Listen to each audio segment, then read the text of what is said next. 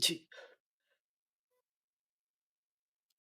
You solemnly swear the evidence to give the court and jury in the case down here, the truth, the whole truth, and nothing but the truth, so help you God. I do. Thank you.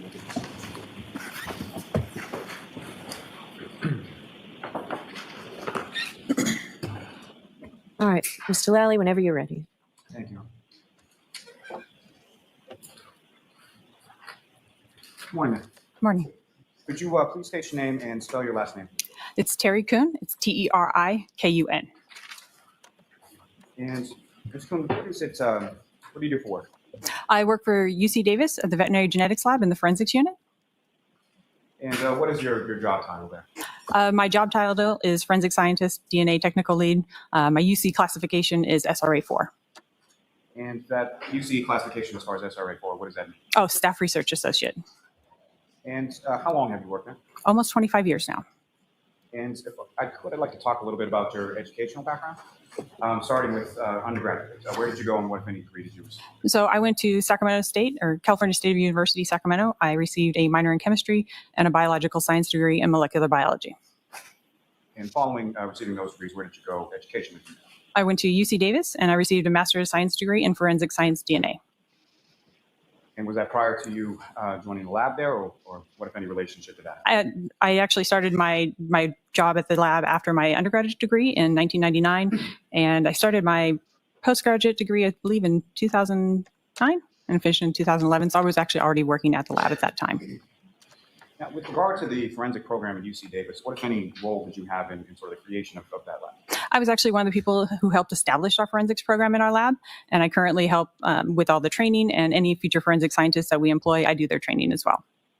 Now, have you been invited to speak at any sort of conferences or things of that nature in regard to your work in forensic science? Yes, I've spoken at the California Association of Criminalists, the American Academy of Forensic Sciences, the Northwestern Forensic Sciences, and rural livestock in the Western states.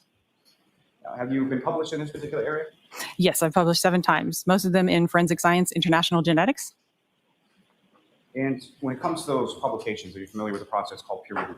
Yes. Can you explain to the jury sort of what that process entails and how that implicates things that are public?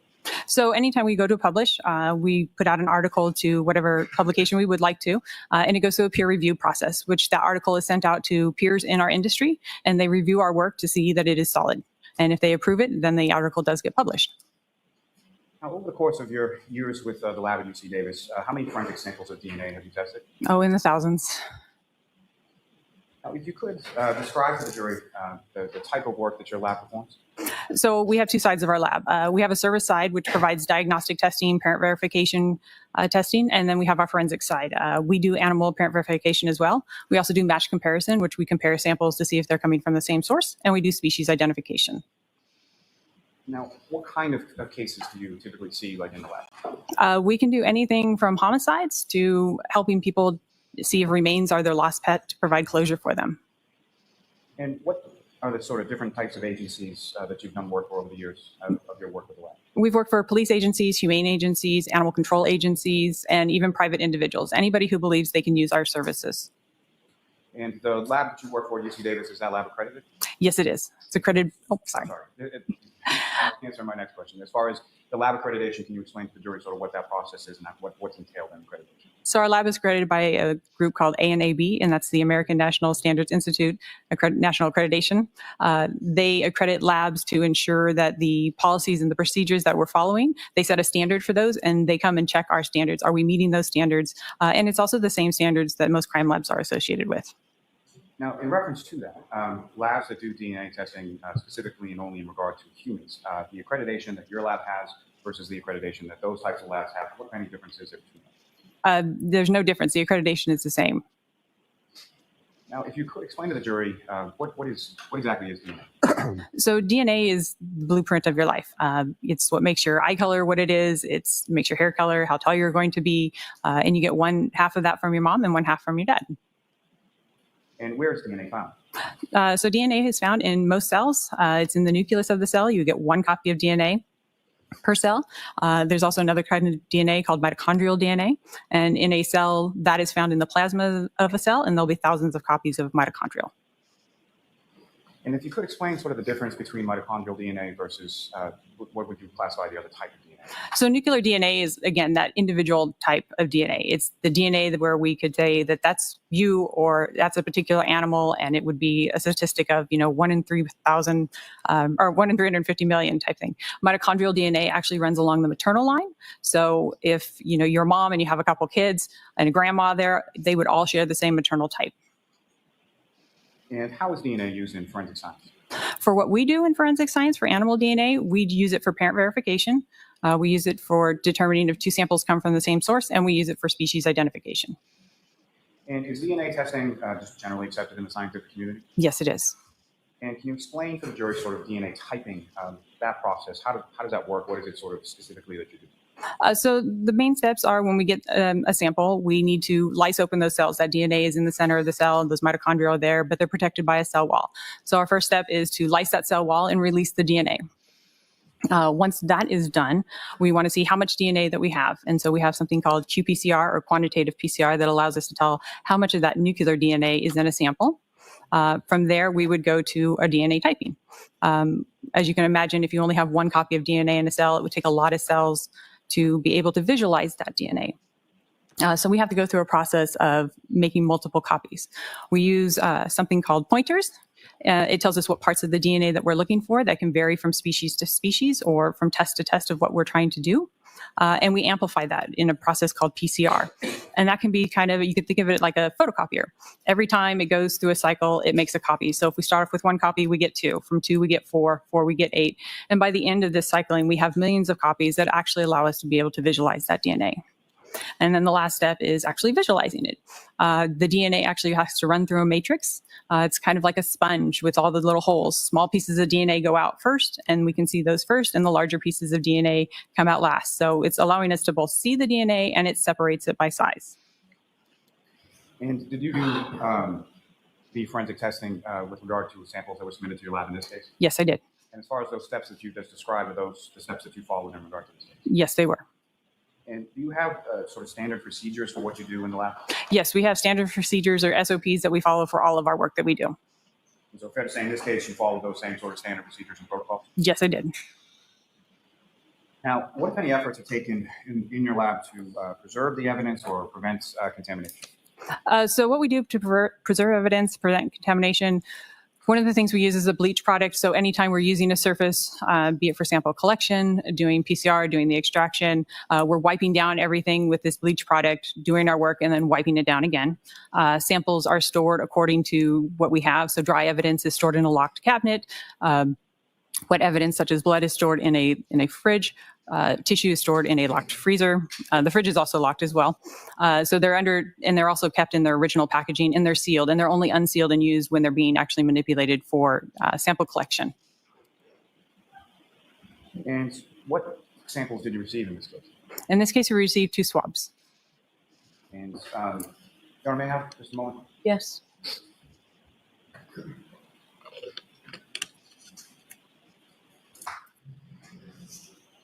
Oh, you're close. Dr. may I approach the witness? Yes.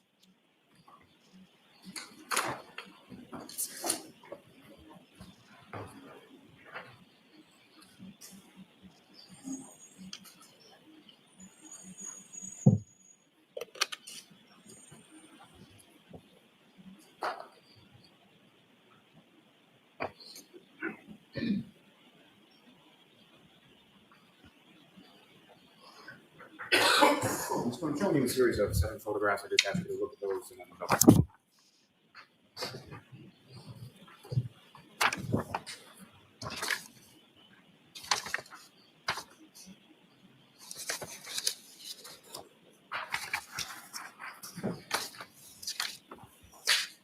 Okay. Just in general terms, you recognize what's depicted in those 7 photographs? Yes, this is the evidence that we received. And those photographs that you would have taken as you were unpackaging the samples in this case? Yes, and they contain a sticker on there that has our case number, the date we received it, and my initials. May I approach again, Your Honor? Yes. I'll welcome you to introduce and admit as the next exhibit. Thank you.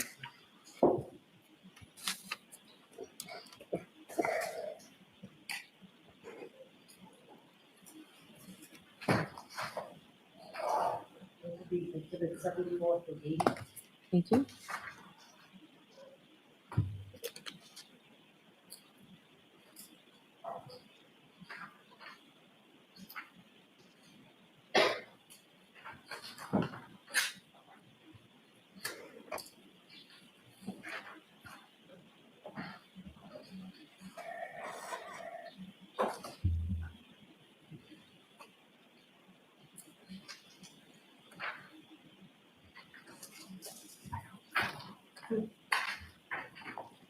I said thank you. Your Honor, may I return these to the witness and with the court's permission, may I publish them to the jury? Yes.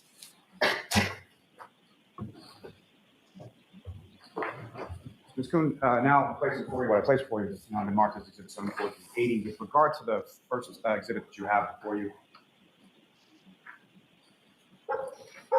what's up on the screen, is that what you have before you as Exhibit 74? Yes, it is. Can you describe to the jury what we're looking at in this particular photograph? So this is the evidence that we received. The little sticker on the bottom is the one that we applied at our lab. It includes the case number, the date, and my initials. And we do this to ensure that, so that we can show that this is how the evidence arrived. It arrived in a sealed and packaged manner.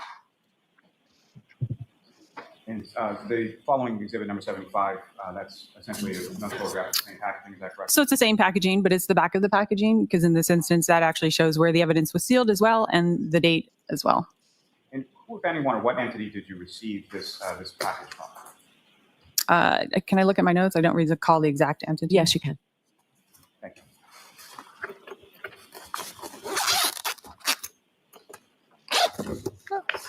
Nice.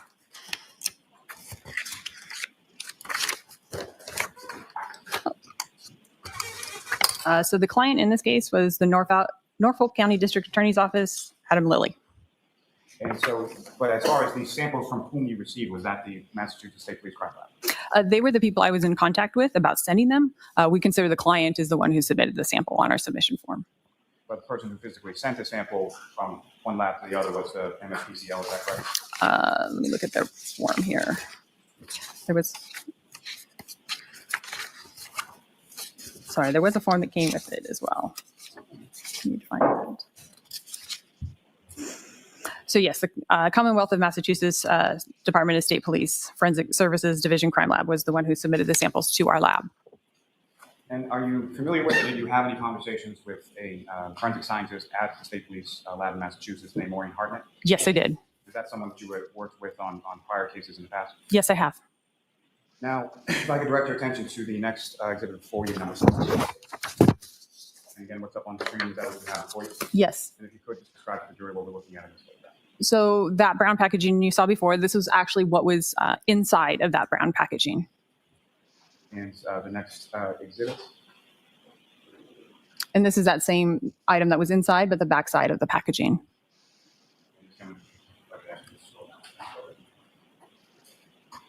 And that shows the 2 swabs that were contained inside that packaging. And that was the first swab that we selected for testing. What's contained in those photographs, is that a fair and accurate portrayal of what you received and sort of how you delineated those items as far as labeling them by your case number? Yes, it was. And for the case number, as far as the FCD and the number, sort of how was that determined, or what does that mean? So FC always refers to forensic case. In this case, D is for dog because they were asking for dog DNA testing. If it was C, it would be for cattle. F would be for feline, but the FC is always the beginning part. The third letter always kind of denotes what species we're looking for.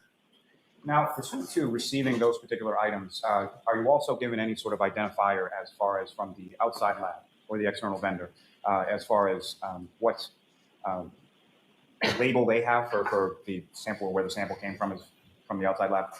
We did receive a piece of paper that with the submission saying it was taken from a shirt. And do you recall specifically what the item number was or where it was swabbed on that shirt? No, do you remember that? I do not know. It would be on that piece of paper, I believe. Would that also be delineated somewhere within your report and your findings? The case number would be in our findings. And I'm sorry, not specifically in your findings, but within the context of your report with that. In the report, the case number that they gave us is listed in the report. Your Honor, do you have your report with you, ma'am? Yes, I do. Your Honor, with the court's permission, I would ask that the witness be allowed to refer to a report to that information. Yes. Okay. Yes. And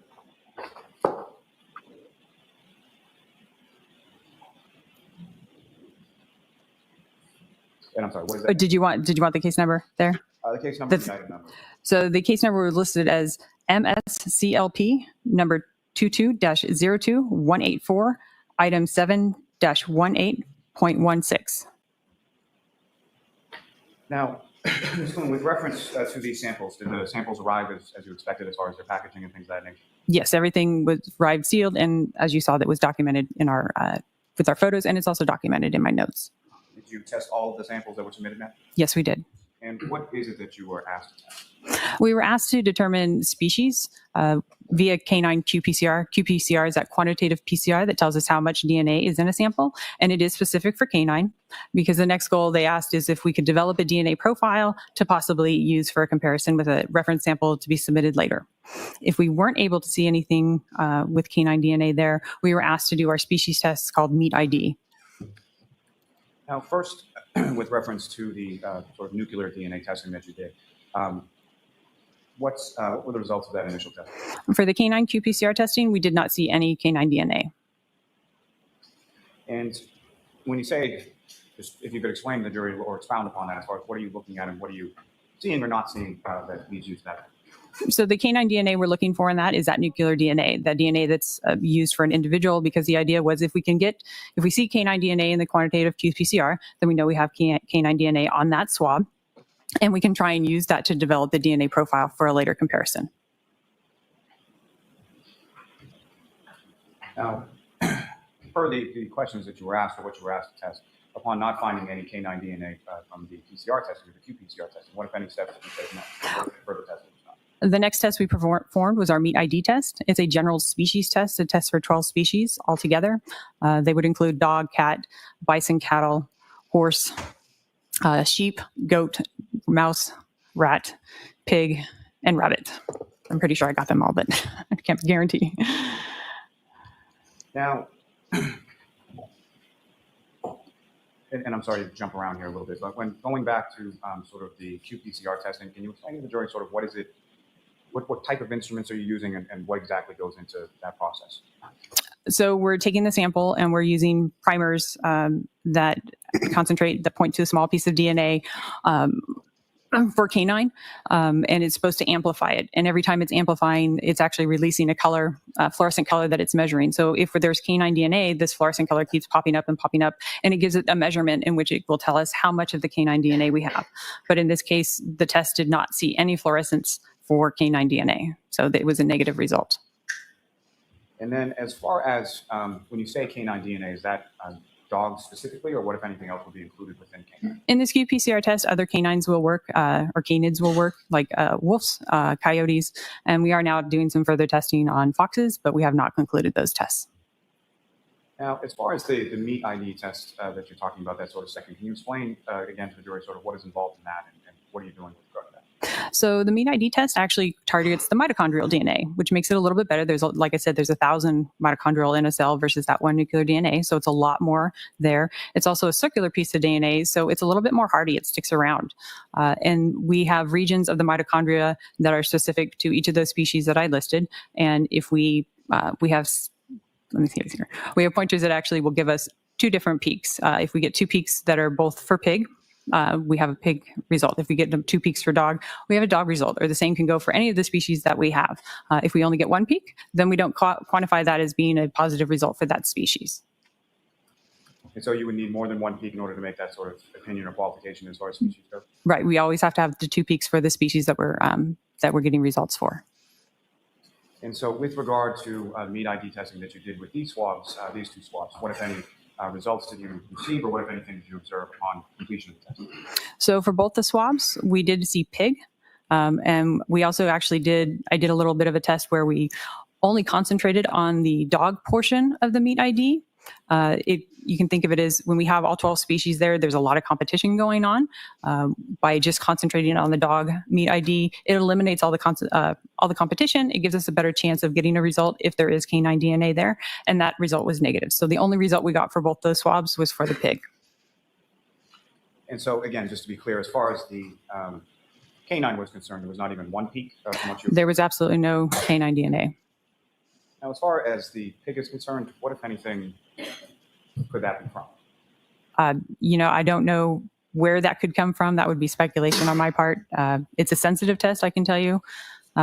So, yeah, it would depend on where that shirt had been and what the person had been doing with it.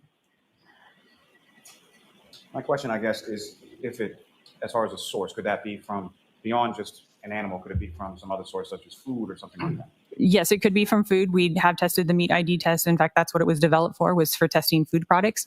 And so we've seen it come from cooked pork, cooked bacon, in terms of pig. I do remember those were tested specifically.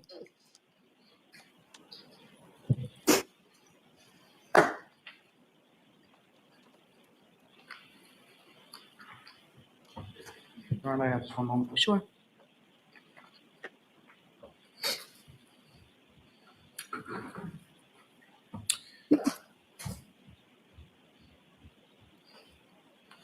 So, Ms. Kuhn, just lastly, just to be crystal clear, from your testing in regard to both qPCR and the meat ID testing, there was absolutely no canine DNA that you observed on the 2 samples that were submitted to you from the State Police Lab, Massachusetts. That's correct. We observed no canine DNA.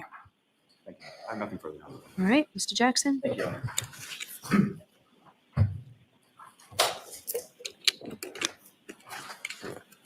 Good morning, Ms. Kuhn. Hi. Just to finish that thought and start off, there was no canine DNA detected in your testing, correct? Correct. So when you say there was no canine DNA, that's a little bit of an overstatement, correct? There was no canine DNA in the swabs that we tested. Exactly. Okay, perfect. So the Massachusetts State Police did not send you any actual items of clothing or cuttings or source material, did they? No, they did not. As a matter of fact, the only thing to be tested were the swabs that you received, those 2 swabs that we saw very nicely photographed. Yes.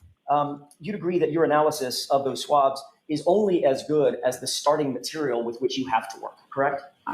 That would be correct. I only have the swabs to test. That's the only thing I can talk about. So the integrity of any DNA testing has to start foundationally with the proper recovery techniques for what's being tested, what goes on the swab. I have no idea how the agency collected the swabs. So you're left, I guess the next question would be, you're left to assume that proper techniques were used to swab the source material. Yes. And for a forensic scientist, that assumption may not always be valid. Well, in cases cases can vary for us. Sometimes we get the actual source material. Sometimes we do get the swabs. It's dependent upon the agency sending it in. It depends on their policies and procedures, which I cannot dictate. Right. So that because if the swab is not collected properly, or the source material is not swabbed properly, then you're left with sort of a garbage in, garbage out analysis, right? But I wasn't there to see the swabs being collected, so I have no idea. I couldn't comment on that. So that answers my next question. You were not present when the swabs were taken, correct? No. You couldn't oversee the collection of those swabs. No. You didn't take the swabs yourself. No. Okay. And you never did receive any of the source material from which those swabs were taken. No, only the 2 swabs. You do understand very clearly from your testimony and the UC Davis, University of California Davis lab, and the impressive work that y'all do, you do understand proper protocols for evidence collection, correct? Right, when we do collection at our lab. For one thing, you keep proper logs, correct? Correct. As a matter of fact, in your report, there's a log, a couple of pages of logs that literally detail down to the minute when somebody touched those swabs, correct? Correct. That's because it's important to maintain those types of logs to avoid contamination on the one hand, right?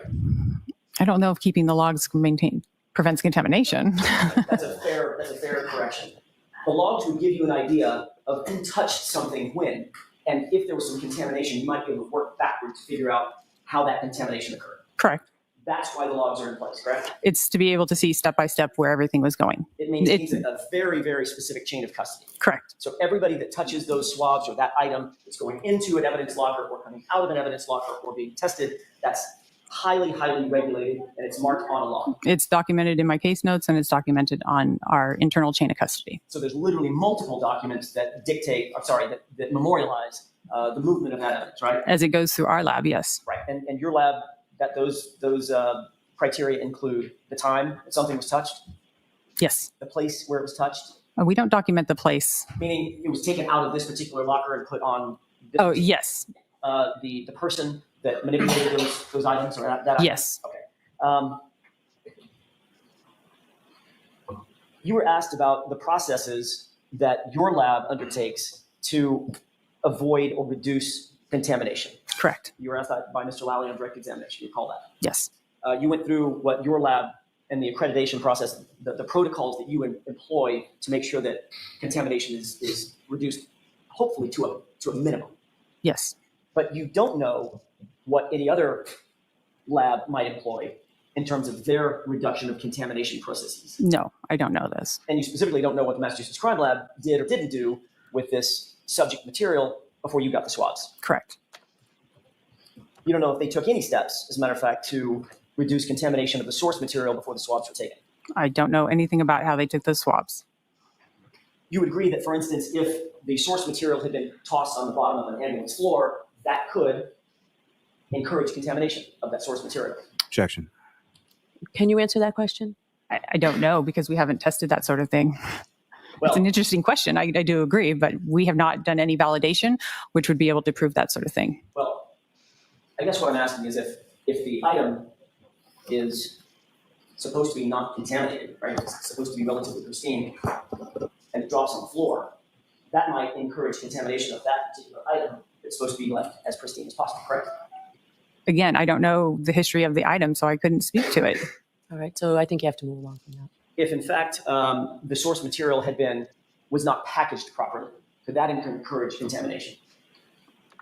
But I didn't see how the items were packaged. I'm not asking that, I'm asking you hypothetically, if an item, a source item that's going to be tested, is not packaged and handled properly, that could encourage contamination, correct? I have not seen that. What I have seen when something's been packaged incorrectly is I've seen the induction of mold growth, which has prevented bacteria, which causes bacteria, which eats away at DNA. So it doesn't give me contamination, but it does mean that I don't see DNA.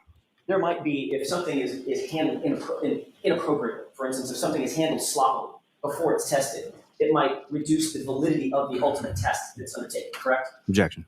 I'm going to sustain that. There are certain proper swabbing techniques involved in the preparation of a swab, correct? Yes, That includes wearing gloves, using clean tools, correct? correct, It includes proper documentation of the swabbing. correct. The documentation might include the location or the description of exactly where the item was swabbed, is that right? Correct. That would be helpful in your analysis to know exactly where something was swabbed. No, What about any visible markings to show where swabbing was taken? Is that normally done? again, it varies from lab to lab what we get. I unfortunately can't dictate what every other lab does. They all have their own policies and procedures, and we work with labs across the United States and the world. If you were swabbing something in your lab, which is an accredited lab, would you encourage marking exactly where something was swabbed so it could later be documented? When I swab things in my lab, I actually circle on the item. There's a note with the case number, my initials, the date, and also a ruler present in the photo. So if we have to go back in your circumstance that you just described, if we have to go back and try to replicate exactly where that swab was taken, you could do that. Yes, And you think that's obviously an important protocol. that's the protocol in our lab. So the swabs that are used are sterile swabs, obviously. Yes, In fact, isn't it true that crime labs discourage, for the purposes of DNA swabbing, discourage the use of swabs with wooden sticks because they can encourage contamination as opposed to plastic sticks? I have not heard that. The swab is supposed to be moistened, right? I do suggest that people moisten them with water in order to make a better transfer. And that needs to be distilled water, sterile water. Right? Sterile water. And you swab over an area of interest, and then generally you would photograph the area that's being swabbed, correct? I do. You would want to air dry that swab Yes. before you package it. Is that right? When I do my collection, I don't need to air dry my swabs because their next step is actually the extraction process. So I'm not doing collection and then pausing. I'm doing collection and starting my extraction. As a matter of fact, when you're collecting biomaterial, tissue samples, for instance, blood, other biomaterials, you would not want to package those in plastic because that would encourage some sort of mold growth. Mold and bacteria, yes. So it's discouraged to put blood, for instance, in plastic containers. Correct. You certainly wouldn't put blood material that you're working with in non-sterile containers, would you? Objection. Sustained. Would you put biological material in non-sterile containers? Objection. I'll allow that. We don't have everything that we use is sterile. All of our tubes that we would use, or once we do a collection, we put it in a tube for the extraction process. Those tubes are autoclaved and they don't have contamination. They are sterile. You would use a solar cup. I'm sorry, what? Objection, Your Honor. Solar cup. The objection sustained. You would maintain a strict chain of custody over that item to ensure the integrity and the admissibility of that DNA evidence. I did, yes. And I think we've covered this. You may have answered this already, that your personal protocol is that you actually photograph where everything is being swabbed from, correct? Correct. If there was DNA present on a source item and it wasn't sampled properly or swabbed properly in the right spot, then that DNA would likely not be detected, correct? I don't know why, I don't know the circumstances or why you would swab things, in a specific spot. I know in my lab how we do things. What I'm asking is, if you have a source material and there's DNA over here and it's swabbed over here, you wouldn't expect this swab to detect that DNA. That's correct. Objection, Your Honor. Move to strike. I'll let him have it. What information were you provided about these two particular samples? I wasn't really provided any information. I had to work with the person from the crime lab asking about what they wanted to test and try and narrow down the testing in terms of species, simply because it helps us make sure that we're directing the testing in the correct way for the answer that they're, or for the question that they're answering. So knowing the species in this case was important. It also made it so that we made sure that the testing was affordable as possible. Understood. Would it be important for you to understand the condition of the material that was being swabbed as you engage your analysis? I'm not. Condition meaning, was it clean? Was it dirty? Did it have blood on it? Did it not have blood on it? Things of that nature. No, since we don't get to choose how evidence is given to us, nice and clean with nice and clean DNA would be perfect, but that's not our perfect world we get samples from. So Hardly ever happens, does it? no, it hardly ever happens. It would be important, however, to know whether or not there were obvious inhibitors on the source item when it was swabbed. Knowing that there's dirt would be helpful, or possibly blood, because those can inhibit, but not necessarily. We don't necessarily have to know that ahead of time. Were you told in this instance that the swabs were taken from a garment that had blood on it? No. Is blood an inhibitor? It can be, yes. Is garment dye an inhibitor? Yes. Were you told that there was blood on a dyed garment when you received the swabs? No. Your report indicates that the swabs that you did test, these two swabs, quote, did not indicate the presence of canine nuclear DNA, but did indicate the presence of inhibitors, end quote, correct? That was in our qPCR. Right. You explained that, quote, this result is obtained when either, number one, the canine nuclear DNA is degraded, is that right? Correct. Number two, it's, quote, obscured by inhibition, end quote. Quote. Or number three, there is no canine nuclear DNA present, correct? Correct. So in your report, you indicated that there are three reasons that you list for the possibility of not finding or not detecting the canine nuclear DNA in that sample. Correct. All right. Two of those three reasons allow for the idea that the DNA is actually present, but it's either obscured by inhibitors or it's so degraded that it can't be detected. The nuclear DNA. Right. But it still could exist. It could, yes. It's just not, you can't see it if it's obscured, and you can't see it if it's just degraded. Correct. Explain how an inhibitor works in your testing. Excuse me. An inhibitor just actually stops the PCR process from happening, and so therefore you would see no result. So did you find inhibitors in this sample? In the nuclear DNA testing, yes. And was that the qualitative polymerase chain reaction test, the qPCR test? Yes. And in fact, an inhibitor is pretty much any chemical that's literally going to inhibit the enzyme from helping make the copies. Correct. Certain dyes inhibit, Yes. and certainly blood inhibits. Heme from blood, yes.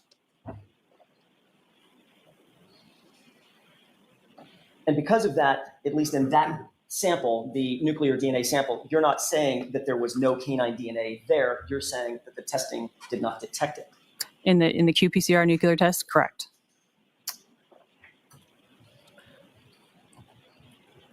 And you've heard, obviously, there's a famous quote in science, that the absence of evidence is not evidence of absence, right? Correct. Can you describe to the jurors what that phrase means? Objection. Sustain. It means just because you don't find something means it's not there. Objection. Sustain.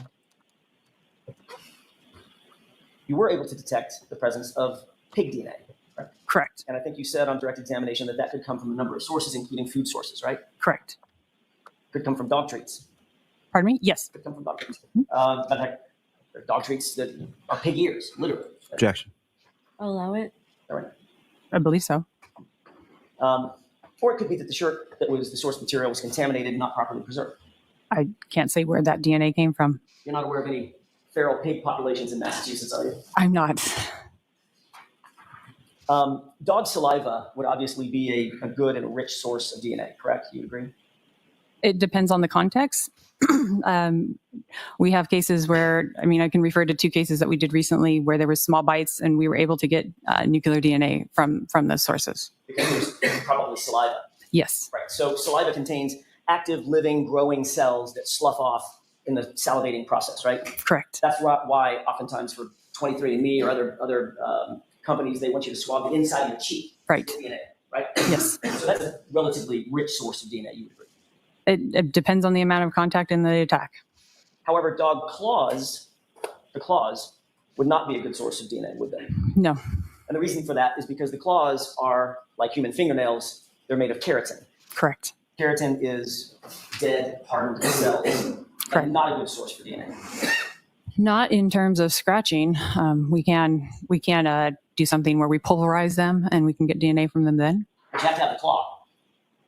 Generally, yes, we have to have the claw material. I spoke over you a little bit, but I want to make sure we're clear about that. You're talking about you can possibly get DNA in a mitochondrial test if you have the claw and pulverize the claw. Correct. Possible to find some DNA. But in terms of touch DNA, We don't. difficult to find it from a claw. I really can't speak about touch DNA because it's not something we tested or validated in our lab. So you didn't have any claws that you tested here. No. As a matter of fact, you were just testing swabs from a shirt. Correct. And you've already agreed that keratin is not a good DNA source because it's dead cells. Not Correct. live.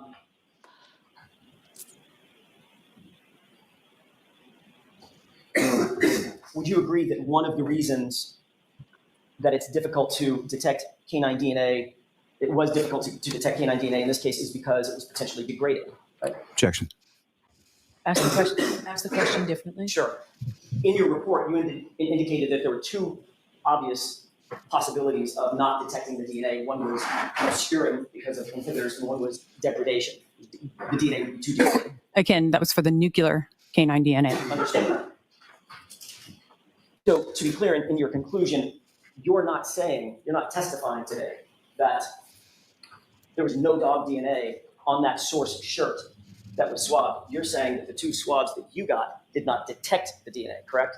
In our meat ID test, we also have a test for an inhibitor. It's also called an IPC. It's the same initial internal positive control. And that's what did not work in the nuclear testing. It did work, and it worked very well in the test on the meat ID. So there wasn't any inhibition that we were seeing on the meat ID test. But that's the ID test that you found. Okay. Right, but it also was testing for dog at the same time. But when you tested for dog for nuclear DNA, that test was either inhibited or so degraded that you couldn't tell. For the nuclear test, yes. Thanks. That's all I have. Okay, Mr. Lally.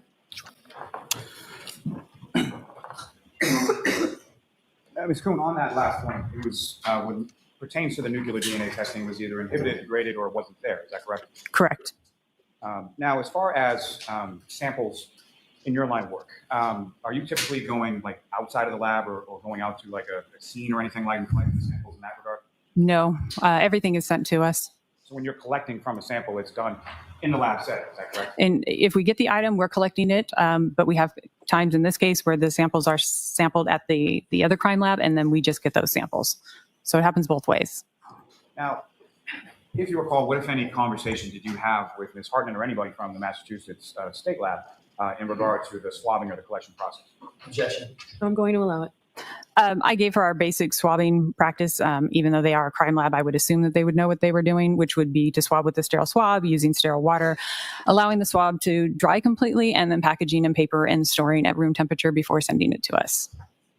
And when you received it in those, so 7 photographs before you, was the packaging that you received, was that appropriate? Was that what you expected? Yes, it was what I expected.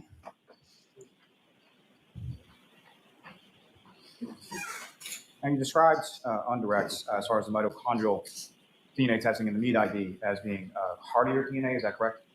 So yes, the mitochondrial DNA is a hardier DNA. There's a lot more of it when we're testing for nuclear DNA. Like I explained before, there's only one copy of DNA in a cell, which is for the mitochondrial in one cell. There's thousands. So you can have a lot more there. It makes for a better test, at least in terms of species. It's just a more sensitive test. And there were no inhibitors or anything like that in the mitochondrial, the meat ID testing that you did? No, the IPC worked very well. Thank you. May I approach just to retrieve these? Yes. Did you have anything further, Mr. Jackson? Very briefly. Okay. You indicated that you gave Ms. Maureen Hartnett certain protocols to follow in terms of her swabbing and recovery. Is that right? Yes. Are you aware that Ms. Hartnett had also failed certain of her proficiency exams? Objection, Your Honor. a couple months earlier? I am going to strike that, and the objection sustained. Thank you. Nothing further. All right, you are all set.